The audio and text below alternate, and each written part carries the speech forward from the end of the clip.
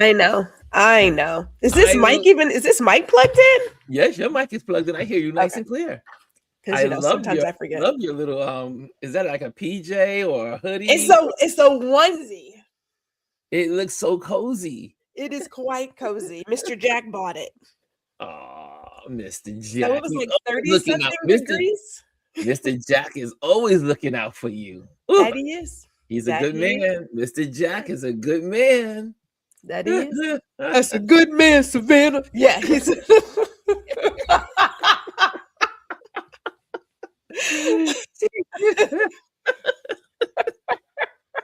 He is a yeah, good man, Mr. Jack. That yeah. Mr. Jack. You don't know what you're going to get as a gift during the week. He bought it a few years ago, and when he first got it, I was like, "Are you serious right now? I got this big pink jumpsuit with like the feet and everything." It's like, really? But it's so cozy. It's like real It's, nice, cozy lounge wear. it's So the best. yeah, he There's knows better. nothing like cozy. It's Yeah. nothing like cozy. Yes. I see you said you watched well, first of all, before we without telling anything, 'cause I know we got sensitive people in the building. Did you enjoy His and Her? I loved it. Oh, I loved it. Yeah. yes. Yeah. Okay, so that just wanted to make sure you got that on. I wanted to hear your thoughts about it. I was like, whoa. Yes. Near the end, I was like, oh, well, through the whole thing, you like, oh yeah, that person did it. That person did it. That person did it. And then Here's you where get to I the was. end. Now, Mr. Jack figured out who it was by episode 4. I was like, seriously? Me, I was like, well, there's a person who we haven't seen. And like Yes. if you watch any kind of show and you're trying to figure out who the person is, you're like, hey, who have we met? Who have we not met? And I thought, it's gotta be this person, because we haven't seen her yet. And then I thought, wait a minute. I was like, we did see her. But I will say this: these small town people, it really is. Everybody knows everybody, and Yes. everybody is in everybody's bed. I don't know Business. what that's about. I don't know. I couldn't I live was like, I couldn't live in a small town. Lisa, I you don't couldn't. have to log off. We're not Yeah, hearing anything about. Lisa's sensitive. She'll be like, ah. We're going to talk about how, like, in terms of it being real, the small town aspect, that is true. Because Small towns. my mother's people, they're from Belleville, Texas. Mm. Okay. You may have seen that on the Rock the Country flyer. Yes, it's a real place, Belleville, Texas. Okay, Belleville. 2 stoplights, 1 Chinese restaurant. There's one car wash. There's one car wash. There is this beautiful meat market. Oh man. And then America. Then there happens to be a place that sells burgers with Kenkel's name on it. And it's no. Oh, I kid you. So I'm not surprised that they're stopping there. But here's what's real. Everybody knows everybody. Right? So people sleeping around is like, seriously? Like, what everybody knows your business. Everyone knows your business in a small town. The police department knows the people. So when someone rolls up, it's not like they're like, who are you? It really is first name, blah, blah, blah. I was like, yeah, that's real. That party can't do real. It. That's why when you as a stranger come into town, they know you're a stranger. Yes. They know. Yes, they do. They know you don't belong here. Yeah. And we'll ask you, who are your people? Right? And they're like, who do you know here? Like, what brings you into this town? How long are you going to be here? Who do you know here? Yes. And okay, so for Belleville being Texas, it is small town Texas. If the speed limit says 30, you better go 27. Because they ain't got nothing else to do. Okay? They need those they need to write a ticket so they can pay for the whatever. Yes, but nothing else to do. So you have here also. Let me go here. You have in here. You said I watched the first episode of Starfleet Academy. Yes. So Paramount, and I know it's Paramount. God bless. And this is what's so funny, if I may. Star Trek has been as liberal and as woke since they started way Since- back in the day. that's why it was written. Is because it was taking woke subjects and putting them into the future so that people can digest it. Sci-fi has always been the Yes. easy way to have those kinds of conversations. But Peanut Head, he out here, and I doubt he's ever watched Star Trek, but Peanut Head is out here all upset over Starfleet Academy. And some other folk, they're like, oh my God, it's entirely too woke. It's like, have you guys ever seen Star Trek? Like, you do know it's like a utopia. Yes. Like where have you guys been? I mean, remember Captain Kirk had the first the first kiss on television with a white man and a black woman. Right. And everything it talks about, like every episode. How war is ridiculous and how this is this and how you're ruining natural resources. All of that has been in Star Trek for years. Decades. So and the spinoffs. Decades. And the spinoffs. So you have those same people. There's a certain sect of sci-fi fans that are just, in my opinion, ignorant. I don't know where they live. Everybody looks like them, but these same people are trying to tear down Starfleet Academy the same way they've done other events, like with Disney and Star Wars. Like, there just can't be a black superhero. It's so ridiculous. So, remember when they went crazy when the black character was in Star Wars? Yes, yeah, they lost their mind. Some of these folks lost their mind. So they're losing it here. I loved this first episode. So Paramount put it out on YouTube, and it's an hour and 15 minutes. I loved every second. I was like, another Star Trek, really? But Mr. Jack and I are Trekkies. He's more Trekkie. I'm a Trekkie.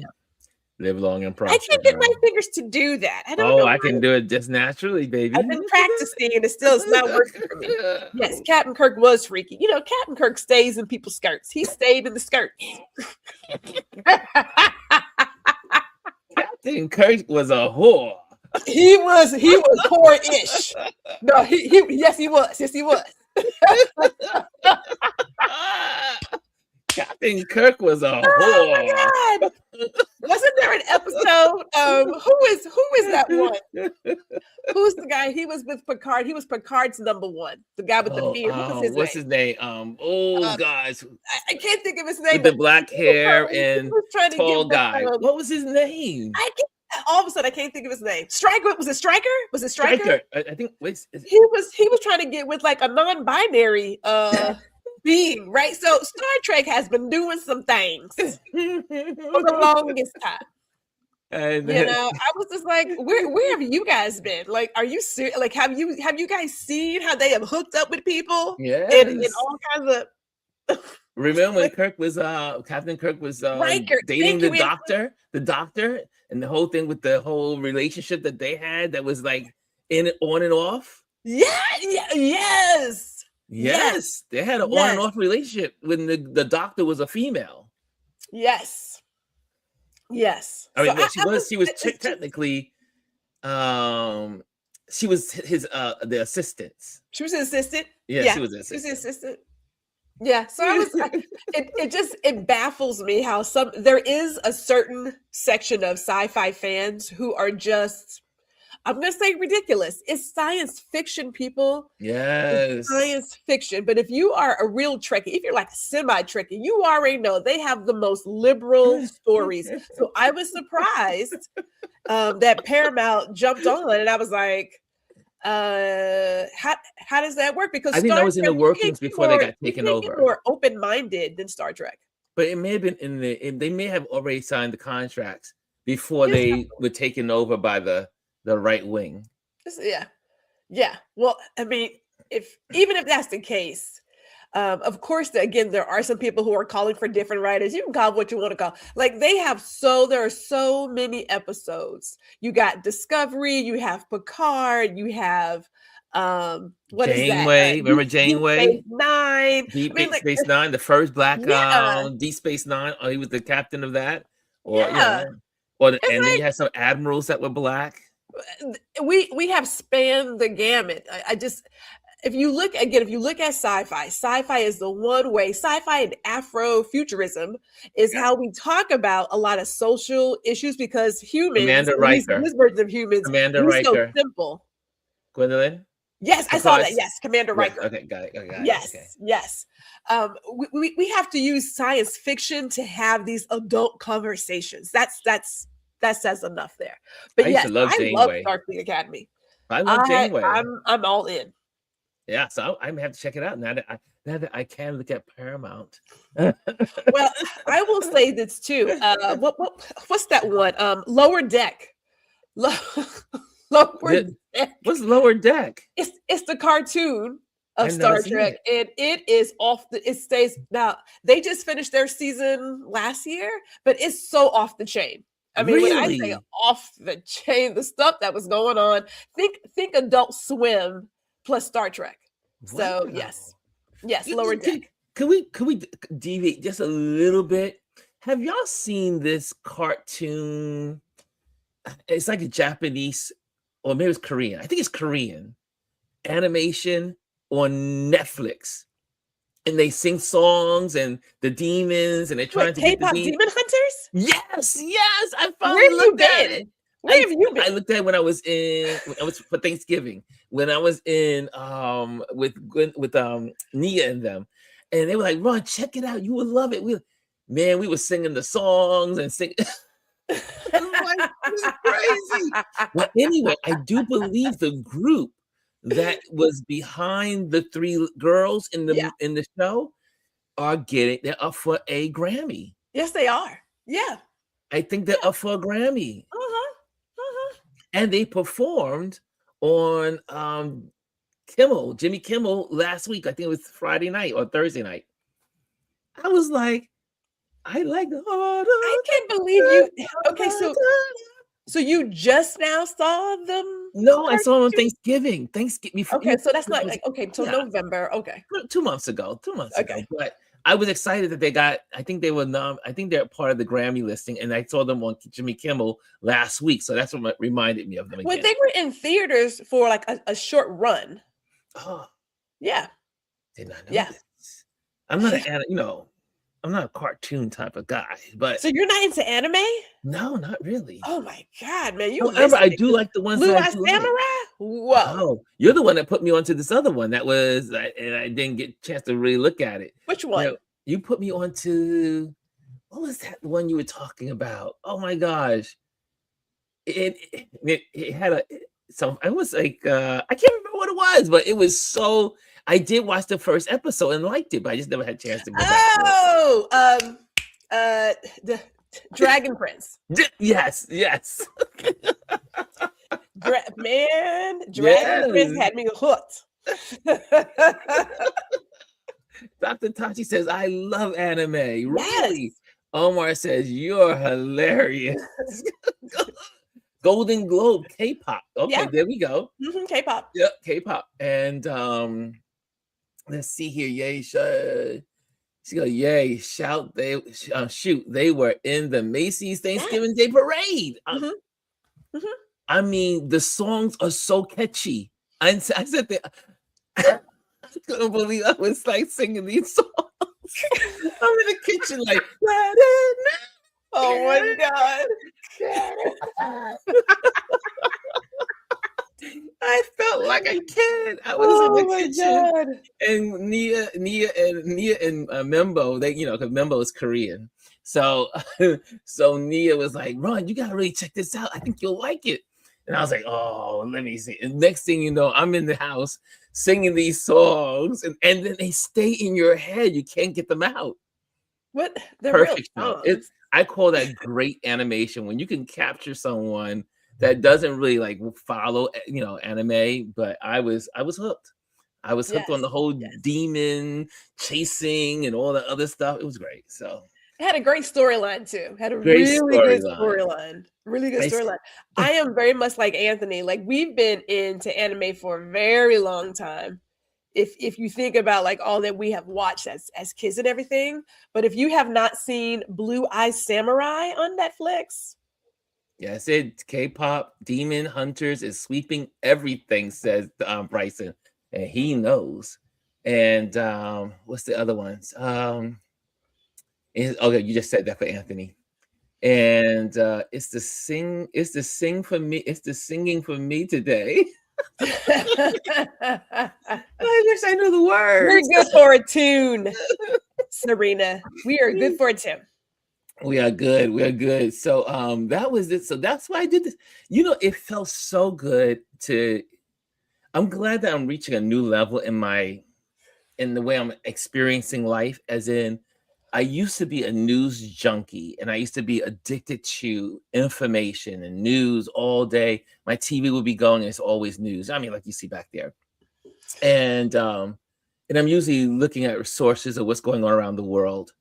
But I have to tell you, this weekend and all of the holiday, Thursday, I mean Thanksgiving holiday, Christmas holiday, New Year's, Martin Luther King this weekend, I have pulled away and just been enjoying television, movies, time with family, hanging out, laughing, football games. I mean, how often do I sit down and watch a good football? I mean, We Adrian can and I talk were about the sitting down. football games.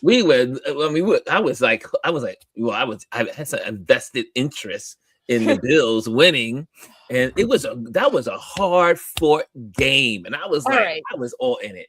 If we may. If you may. 'Cause I was rooting for the Bills as well.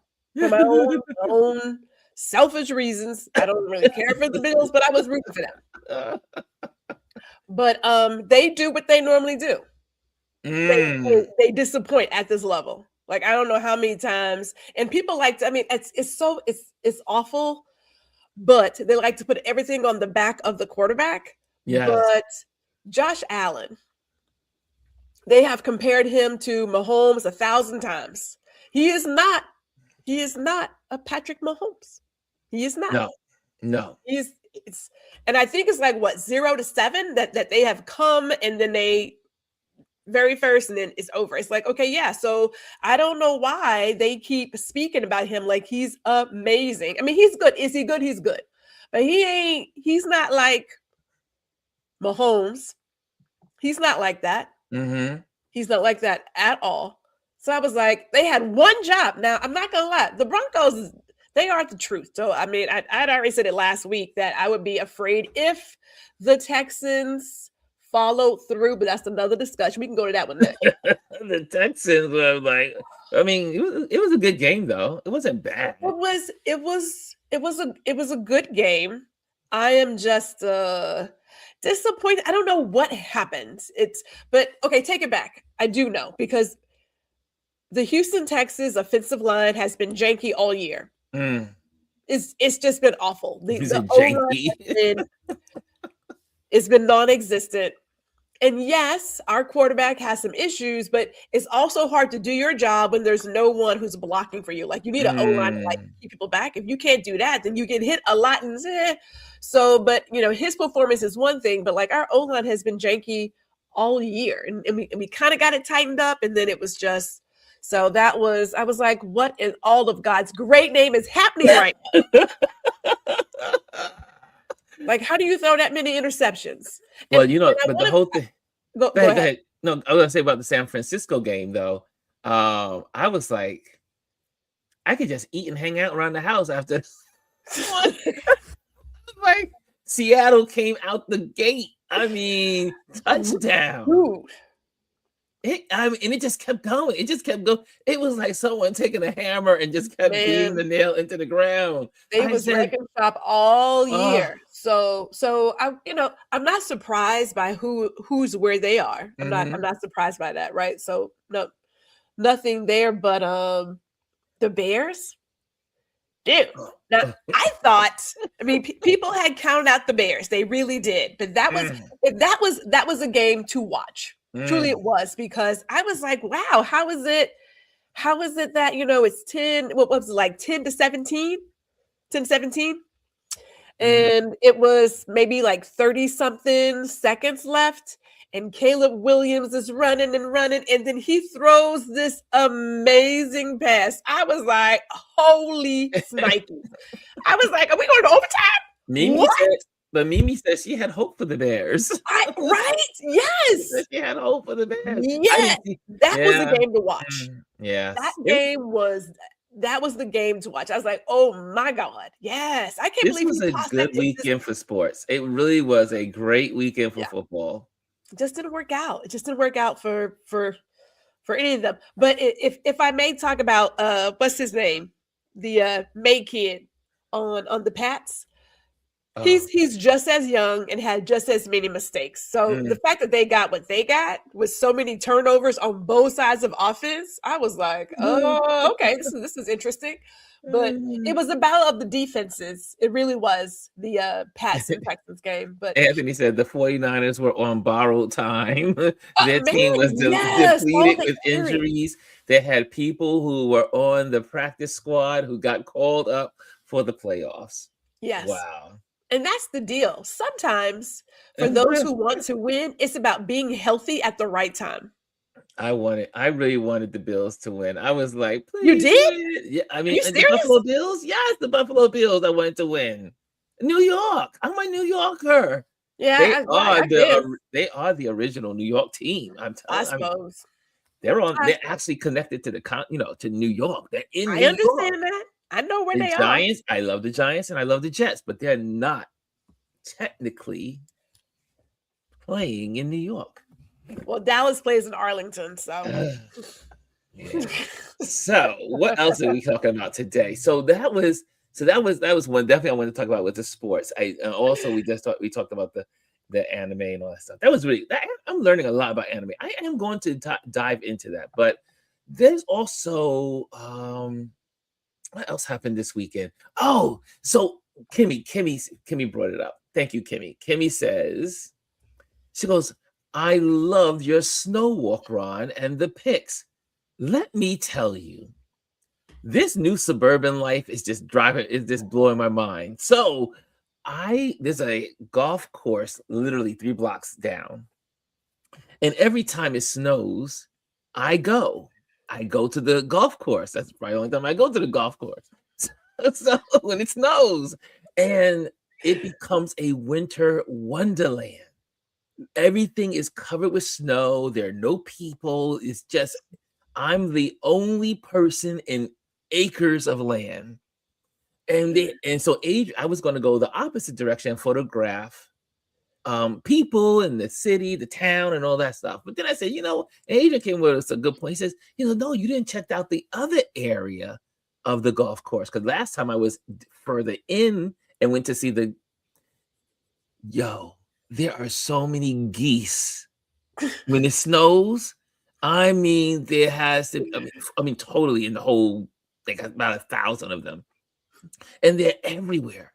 So I went to the other section this time around, and I saw this amazing red fox. The fox was having a good time on his own. He was in the snow, flipping and dancing in the snow and hopping and all that stuff. I was like, doggone it, this is like a winter wonderland. So then I see these birds in the tree, and I'm like, those birds are pretty big. And then I was like, I think those are eagles. Now, I have not taken a photo of an eagle since I was in Alaska, and that was in 2014. And I was like, oh my gosh, these are eagles. But I knew one was an eagle because you could see the neck and the Yeah. face. But the other two, I couldn't figure out. I didn't know. I knew they were huge, but I didn't know they were also eagles.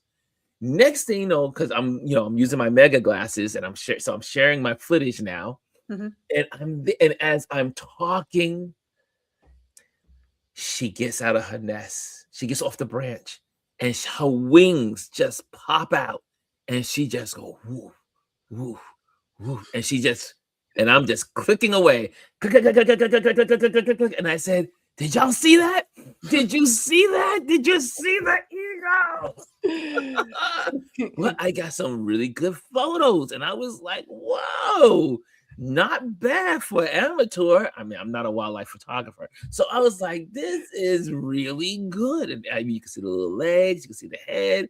So then I was like, to verify, I had to go to my Google Assist, and I went to Google and put the picture in the Google, and Google said, yes, this is a bald eagle. And then obviously Adrian had to go even further. He says, oh, by the judgment of the how white it was and the colors, it was a year and a half old around. So I had the greatest time out in these suburban streets. He's like, there's wildlife out here. It's wild, and so Beyond the raccoons. it was so And the calming. rats. And I spent about 3 hours out there. And as I came home, the sun was setting, and I went live and was sharing just you know me. I just started talking, and I just started sharing and felt the need to encourage people to just keep going and living, and so man, it's just so good to just be out and about and just do things that are just relaxing. And again, this is my new life. I am enjoying the new life of just, stepping back. The world will always be moving on or in action. Yeah. If we take time to step away from it for a day, 2 days, 3 days, a week, even a month, it will still be here when we get back. Well, it reminds me of a chat I had with Lisa. I'm not going to share it all because it's not always family friendly. Who knows? I might change my mind on that. But we talked about being intentional. Mm-hmm. And there are a lot of people who speak about living with intention. And there are ways to do that. Like, you don't have to wait for some magical moment. You don't have to wait for a loved one or a friend to transcend. Mm-hmm. You can do it right now.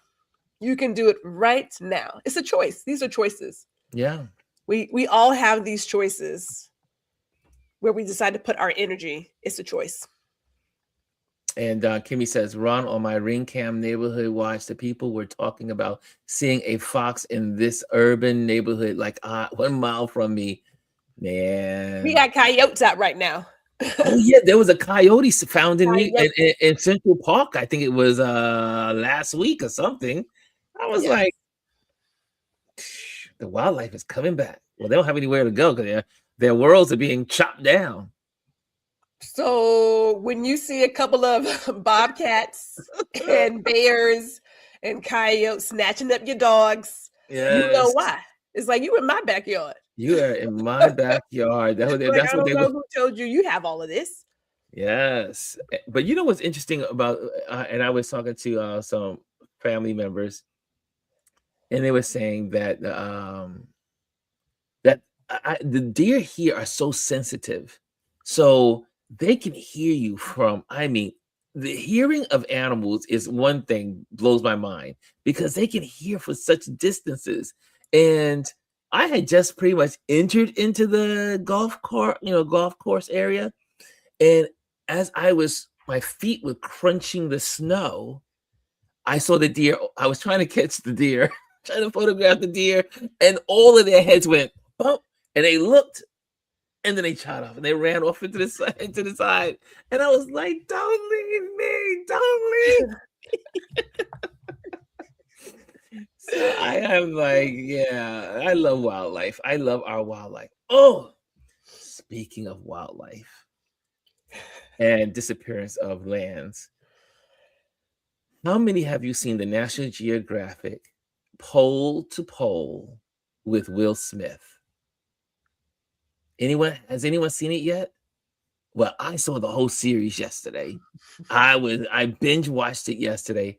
And sometimes I'll say, okay, Will Smith, what is he trying to do now? I have to tell you, this show is worth watching. He goes to the South Pole, and then he goes to the North Pole, and then there's other places in between. I'll let you figure it all out. But each one of these segments, one is he produced it, and I think he produced it, he narrated and produced it, says, I think, in the credits or something. I'm not sure if he financed it. I know National Geographic took it on, took the project. It is so well done. And the information, the interviews, and the experts in their fields that he connects with about climate change, about the rainforest, about the Arctics, and it's worth, if you want to know about the earth and learn some new things, it's worth it. And I am glad that he took this route after his fiasco, and he had his meltdown kind of like moment. Is it really a meltdown though? Yeah, he explains a lot of his actions in this series as well, and I love how they entwine. At first, I was like, maybe it could be a little bit preachy, maybe about him being, but then I was like, but I get it. I get that they were kind of like sharing his pathway to try to find happiness in a lot of ways. So it was interesting. The series itself is excellent.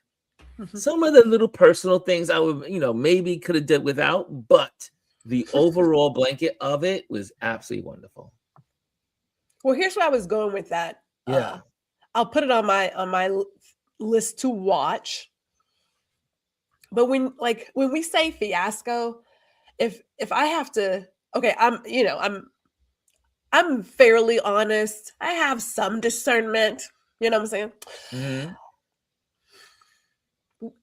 I am certain for all of us watching, there has been more than a dozen of moments where we want to get up and slap a bitch. I know that.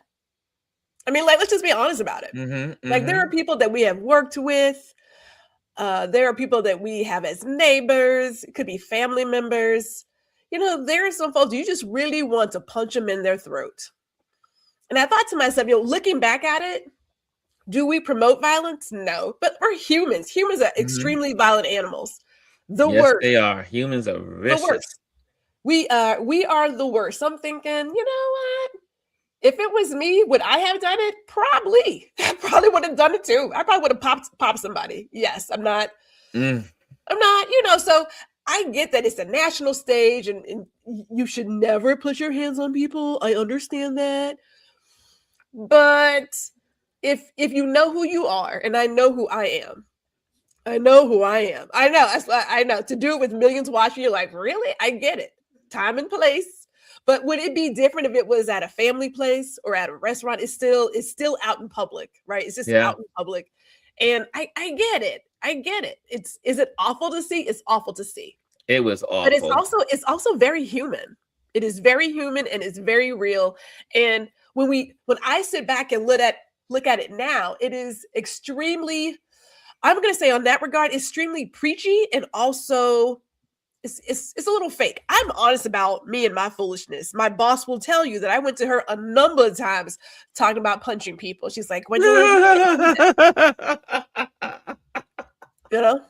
I know who I am, and I recognize that part of me, which if I'm doing something and I go silent, that is me doing the calculations for it. If I was to hit this bitch, can I get away with not being charged with assault? I'm just asking. That's real. And let me tell you, Gwendolyn is being real, because we've had lots of these conversations about people and situations, and then I trace it back to her auntie or her grandma.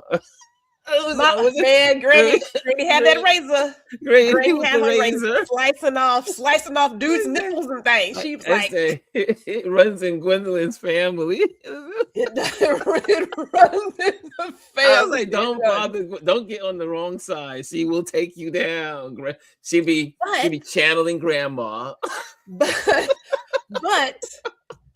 think about it. Okay, so think about it. Like we tell people to be real, yes, but we don't give people a space to actualize their emotions. Yes. Right. And so some people are out here like teapots. They're about to blow. Yeah. And a lot of them are men, right? But we don't give people a space to just go through their emotions. I had a coworker who had a damn it doll. And so when she was getting to that point, she would take that doll, and the doll says that you were supposed to pound me on a surface to get out the frustration. Like, there's reasons why we have certain activities like throwing axes. Is that a Texas thing? I don't think so. No, we got it in New York. I mean, Yeah, Texas axe throwing in throwing. New Yeah, York. like you At a want bar. a place. Bars in New York. Yes. You want a place to go through your emotions, and we don't give people that space. Yes. We don't give ourselves that space, because God forbid if you were to cuss somebody out, slap a bitch, do something, it's like, oh my God, I can't believe. Heifer, you do it too. Like, let's be real. There are so many emotions that we have as humans. When we talk about gentle parenting, do I want to scream at my niece and nephew? No, I have to probably be like, okay, how do I say this without, one, I don't want to cuss them out because that ain't right. But I have to get in the right mindset to be like, son, I need you to put that down. You know what I'm saying? Like, it's asking for a lot. Yes. Kickboxing. Thank you, Serena. That's another one. People do stuff to put it somewhere. Like, you got to put that energy somewhere. Well, so, that's why men play. Well, not men, but that's why sports are there. Sports is another way of getting out those, when you're playing, especially football and rugby, those sports require intensity. And a lot of people have like intense buildup of their daily lives. And they find that sports is a thing that really allows them to just get it all out. So. I see Anthony says rage rooms. Yeah. So I don't want to be that person who judges something. Okay, so really quick. Has anybody seen the video with the two young, I guess they're like middle school basketball players, and they're tussling, and he ends up pushing this one kid. Now, the one kid happens to be Caucasian. And so it looks like the Caucasian boy's father comes out of the crowd and grabs this little black boy. No. Okay. Literally grabs, kind of shakes him. And so the coach comes over, grabs the kid, and all of a sudden, it looks like the little black boy father comes out and just straight like rams this guy into the wall, body slams him. And I was like, oh. Now, of course, the crowd's like, oh my God, I can't believe. Here's the deal. One, don't touch somebody else's kid. That's one. Okay. But if it was me, if that was my kid on the court or at some sports and some adult manhandles my kid, we throwing bows. Like, that's real. I can see it. That father's reaction, that is real. You are attacking real. My child. I am going to now body slam you. Is it right? No, but let's be honest. A lot of us think that way. I mean, consider me violent, I guess. I don't know.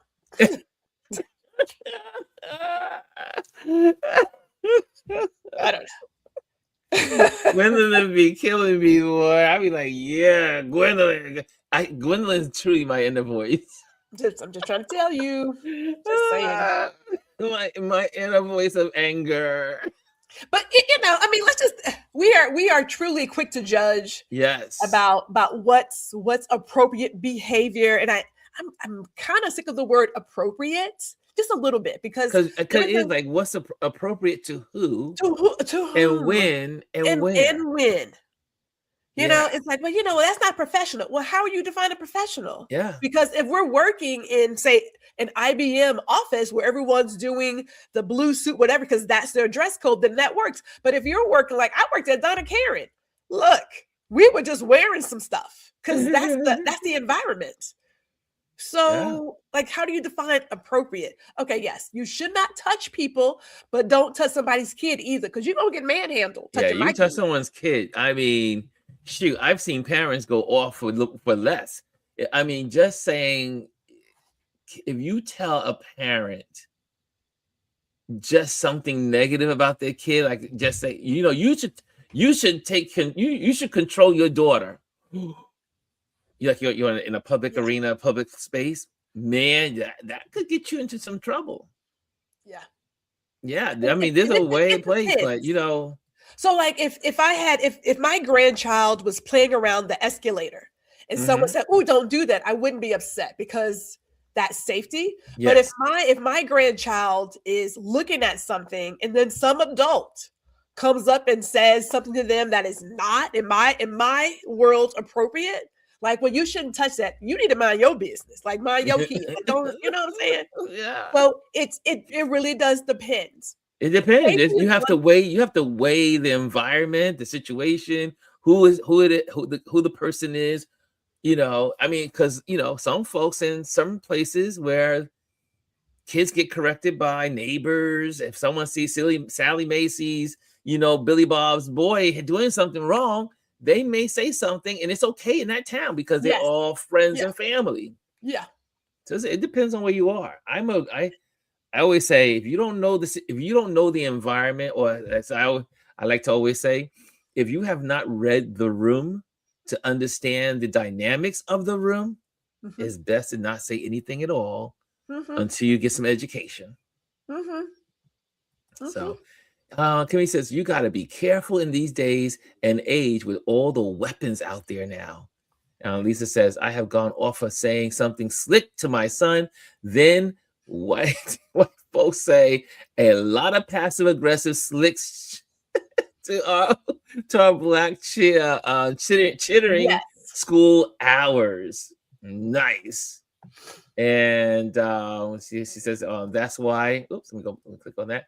So that's why it's important to have a conversational relationship with your children so they will tell you what Whitey said to them.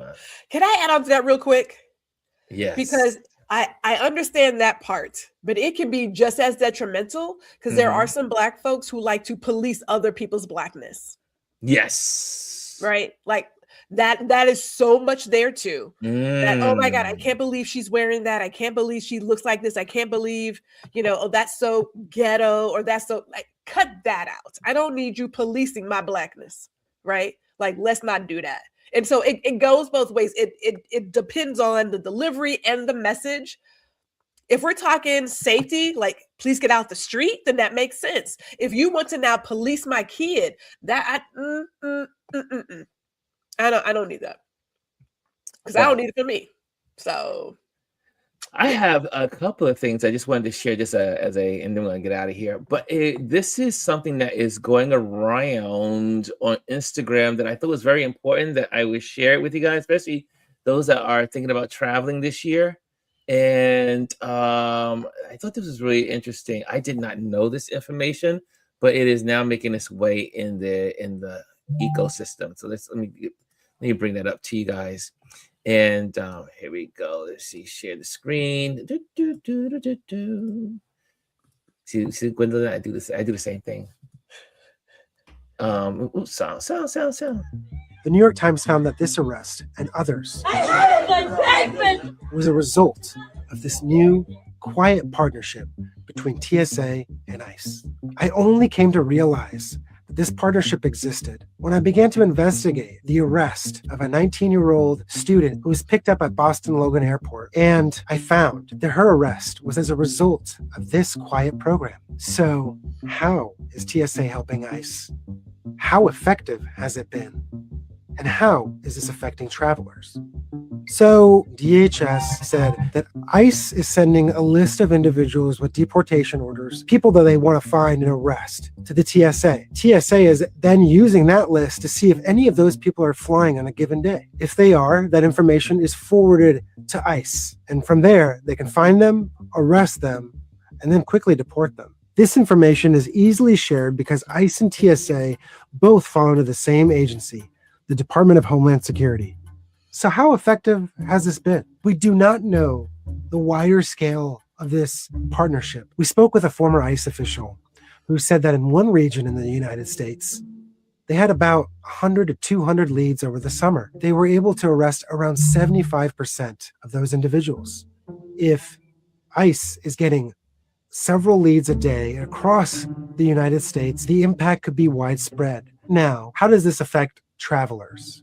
So passengers should be aware that these arrests can more often happen as they are traveling in United States airports across the country. The Department of Homeland Security told me recently that the only time somebody who's in the country illegally should be flying is when they're flying home. This ICE arrest happened at Salt Lake City Airport. I mean, did you guys see this? I mean, I was shocked. I was shocked. This came out in looks like December 20th, and now, but it's also making its rounds. It's making its rounds, and people are. Do you guys know about this? Just curious. Well, that young lady is, I think she's still in Honduras. She was not supposed to be deported, but they did it anyway. Yes. So, Yeah. So that's, I mean, that's something to be aware of. I just wanted to bring it to your attention for all the travelers in the room. If you're going to travel, I mean, we American citizens, we should be good, but in this day and age, anything's possible because American citizens have been deported, and some American citizens have been held in detentions, and so we just have to beware. So let's just make sure that we are doing that as we head out into these, as we go into 2026 and travel. if I may, can we Yes. bring up Cass's question? Where she Yes. asked about any MLK memories or events, joyful experiences. Yes, let's do that. Mhm. I agree with Cass. Like, I'm like a lot of you guys. I know what's going on. I see it. Mhm. But we are still human and we are still here. And you can still be aware and still walk in joy. That's right. for him. So, you have any memories or any events going on for MLK Day? This is the day of service. Mm. I know Lisa said that she's going to do hers later on this week because it's too cold for her right now.